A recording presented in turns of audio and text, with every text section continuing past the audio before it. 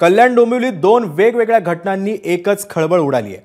आईनं मोबाईल वापरण्यास मनाई केल्यानं 19 वर्षाच्या तरुणीनं आत्महत्या केली आहे। मुलांसोबत चॅटिंग करते म्हणून आईनं मुलीकडून मोबाईल हिसकावून घेतला आणि याच रागातून मुलीनं आत्महत्या केली आहे। तर दुसरीकडे कल्याणमधल्या 11 वर्षाच्या मुलानं गळफास घेऊन आपलं जीवन संपवलंय। 11 वर्षाच्या मुलाला भेटण्यासाठी त्याची मैत्रीण घरी आली होती। मुलाला घरी भेटण्यासाठी आलेल्या मुलीची त्याच्या पालकांनी चौकशी केली। याच रागातून मुलानं आत्महत्या केली आहे।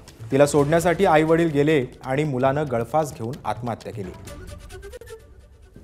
12वी पास आहे आणि पुढचा अभ्यास चालू आहे आणि अलीकडे तिने मोबाईलचा वापरणं वाढलं होतं म्हणून आई 2-3 वेळा तिला रागवली होती आणि त्याचा तिने राग घेतला आणि आई ज्यावेळेस कामाला गेली आणि संध्याकाळी परत आली तर आई परत आल्यावर तिने पाहिलं की दरवाजा बंद आहे तर बाकीच्यांच्या मदतीने आईने दरवाजा उघडला तर दरवाजा उघडून पाहतो तर मुलीनं गळफास घेतलेला होता।